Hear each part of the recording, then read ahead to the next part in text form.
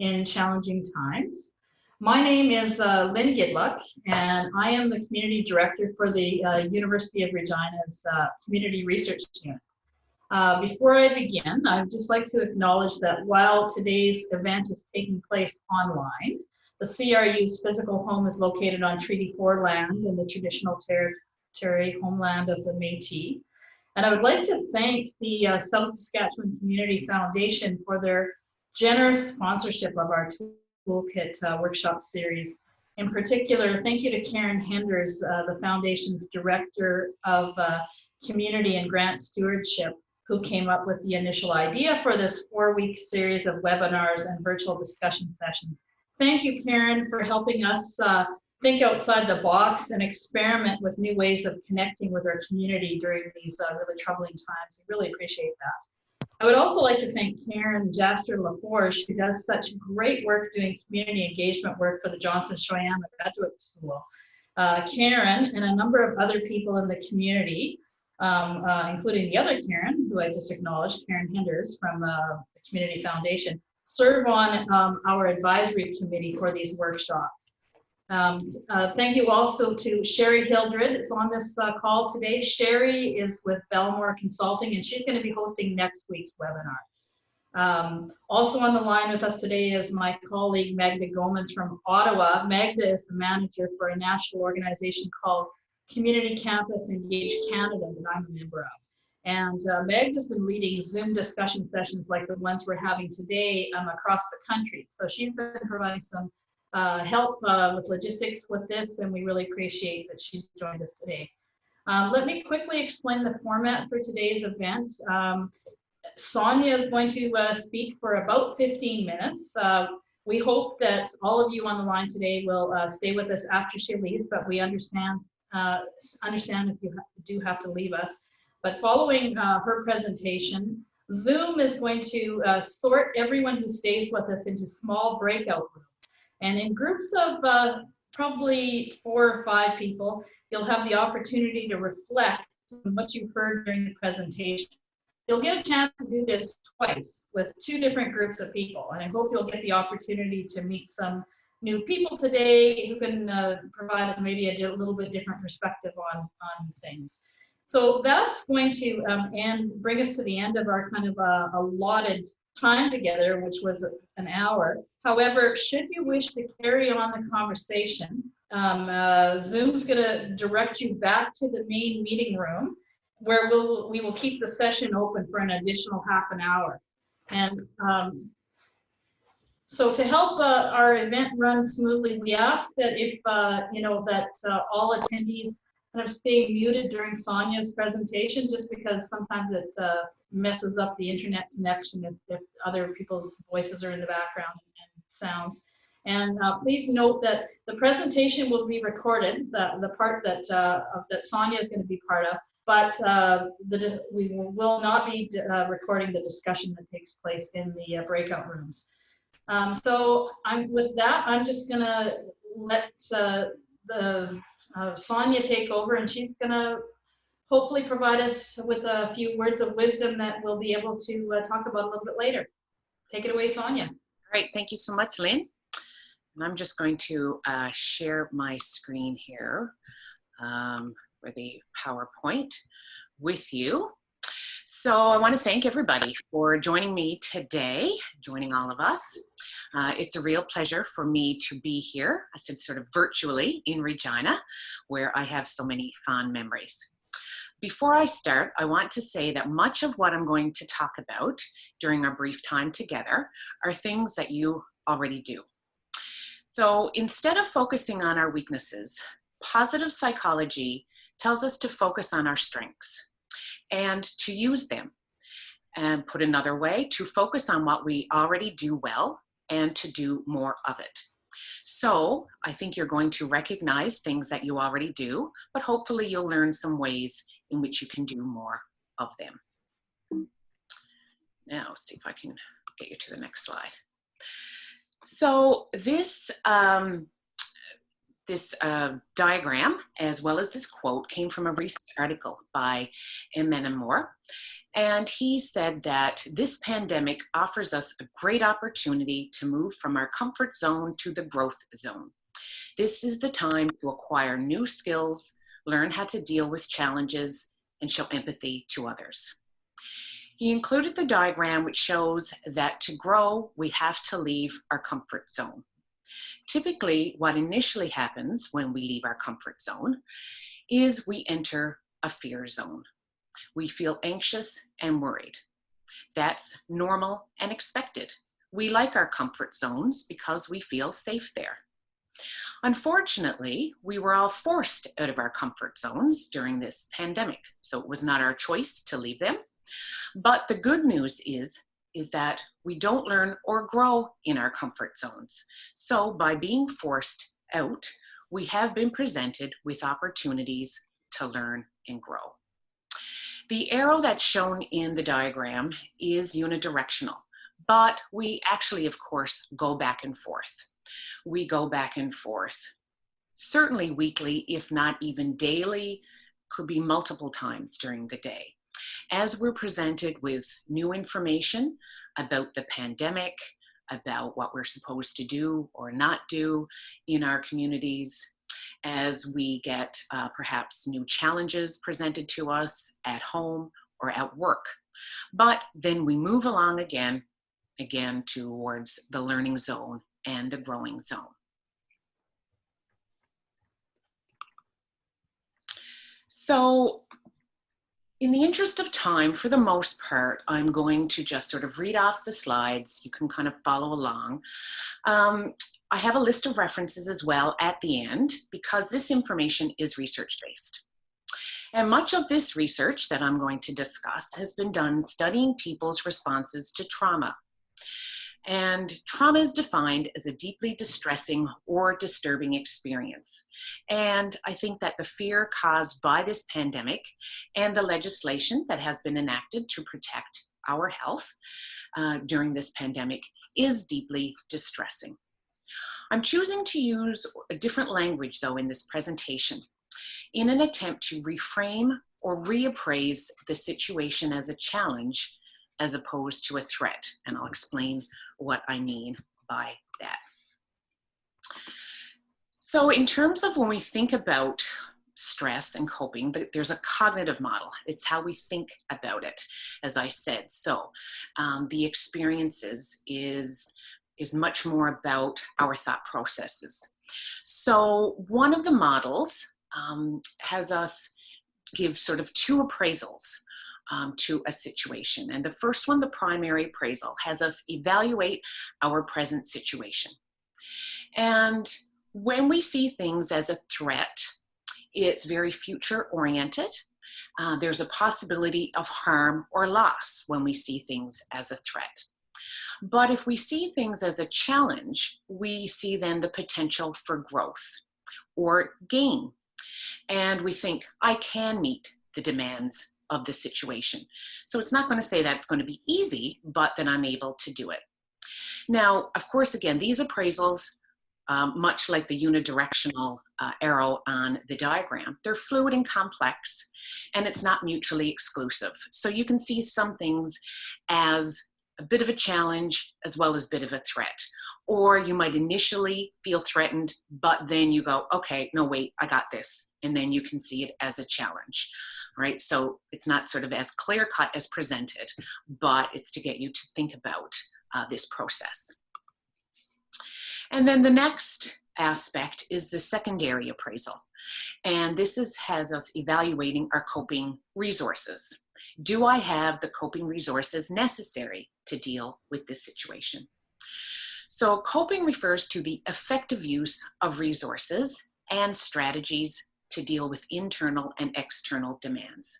So it's not all just within me, but it might be, do I have resources available in my home, at my workplace, in the community?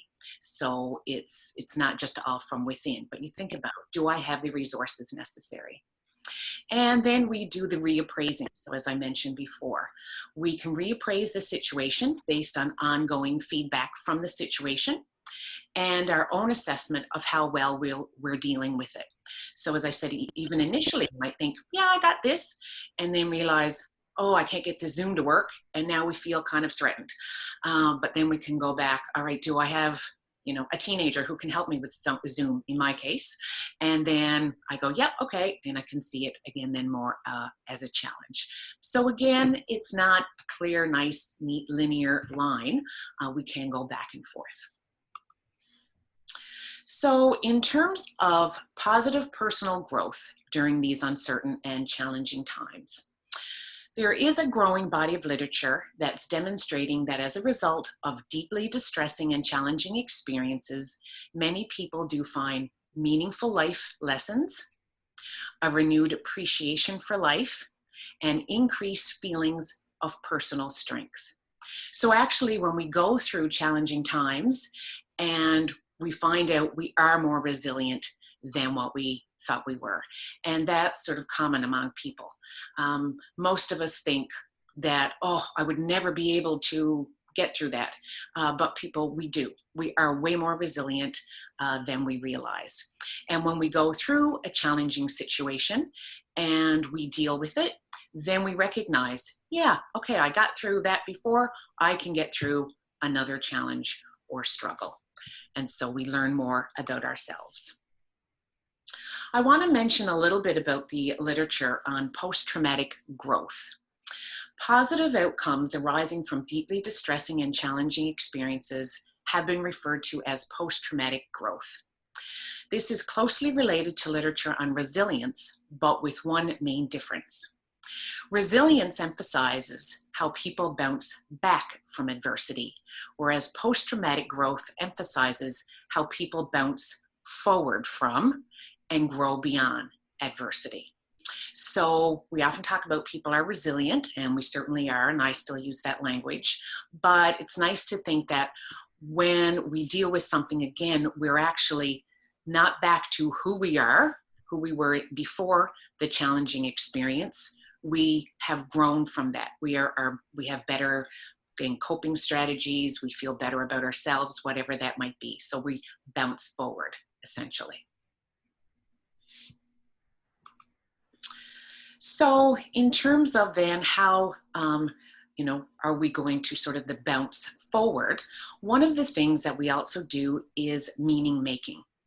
And meaning making refers to an active process of reappraisal and revision of how an event might be interpreted or what it might signify. Meaning making is similar to meaning-focused coping and positive cognitive processing. So these are just sort of same terms that have been used for meaning making. And so meaning making is how we often deal with the experience and then grow from the experience. And so that's kind of the focus of my presentation. So meaning making is widely considered essential for adjusting to stressful events. And these, there are two forms: sense making, which is making sense of the distressing and challenging experience. Why is this happening? And then the benefit finding, which is finding positive outcomes in the distressing and challenging experiences. So as I mentioned before, we can find benefits that we perceive ourselves as stronger. We might have closer relationships after the challenging experience. We might have greater clarity about what is truly important in life. So it's again sort of, I was struck by Drake at the end of the Stronger Together event that was on CBC on Sunday night, and Drake had the last word. And he mentioned a couple of times about finding the silver lining. And he said, about being creative and use your creativity and finding the silver lining. That's what he was talking about. He was talking about meaning making. So, yay, Drake. So what I'm going to talk about then specifically, there are considered to be sort of 10 approaches of how we can create meaning out of distressing and challenging experiences. And like I said, most of you will have already experienced that. You're saying, yeah, that's something I do, is look for the silver lining. Great. And I said, we want to do more of that. So I'm going to go through those in a little more detail, not much. So the first one is we find a purpose in our present state or experiences. So for example, we endure social isolation and or social distancing because it keeps us and our families healthy and our communities healthy. We talk about our older people healthy. So we find a purpose and we say, okay, this is why I'm doing it. We have to remember what that purpose is. We construct stories or explanations after an event, which may have been in some way noteworthy. So saying, I didn't like working from home at the time, but I developed new skills that I can use in the future, helps us cope with disappointments by transforming them into learning experiences that foster our personal growth. So sometimes it's not until after the event, when we reflect upon it, that we see, yeah, you know what, I sort of, again, came out sort of better afterwards. We construct stories about events in order to emphasize how to make the environment more predictable and pleasant in the future by exerting control. Sometimes we remember a disappointment and recognize how our own actions contributed to it, which helps us modify our behavior in ways that facilitate avoiding the problem in the future. And then again, we have learned, so that event is transformed into a learning experience. So for example, recognizing that when we have appraised a situation as a challenge, we had better coping approaches and felt better about the situation. So that we say, yeah, okay, I did that and I will do, again, more of it. We also construct stories to achieve more consistency and coherence among the various aspects of our self-identities and life goal. For example, if we look for structure and meaning out of the many events in our lives, we can make some predictions about the future in terms of what to do or not do and what to expect. For example, if we can identify the many ways we adapted to different situations in the past, or the many times we've overcome obstacles we faced, we tell ourselves we can adapt to the current pandemic situation. We strive for overall goals. If what we do today is in service of what we want for tomorrow, our lives will have more meaning and be more satisfying. This is important in our professional as well as our personal lives. We create meaning by being of service to others. Many of us feel that our lives have meaning if we can make a difference in the world, such as raising a child, helping an elderly relative, or working in a service profession. Serving others who need help reminds us that the world contains more than just our own concerns and connects us to others in a meaningful way.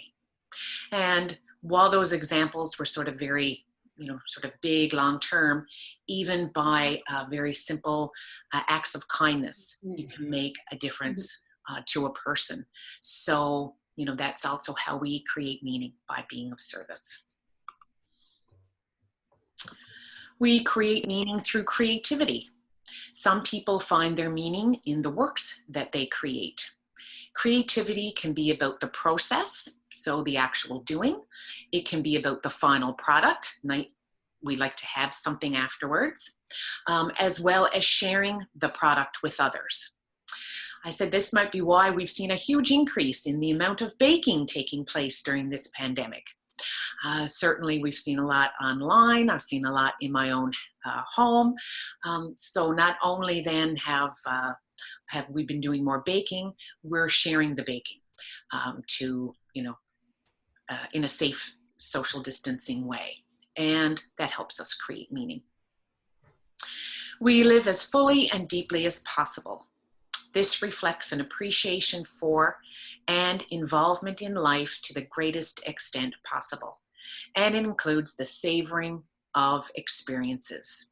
So we talk about, stopping to smell the flowers, savoring experiences. Even though there might be some experiences that we'd like to sooner forget, there's others that sort of are more fleeting. That if we think, gee, if I had taken more time to really appreciate, maybe it is, you know, being at home with my children for longer periods of time.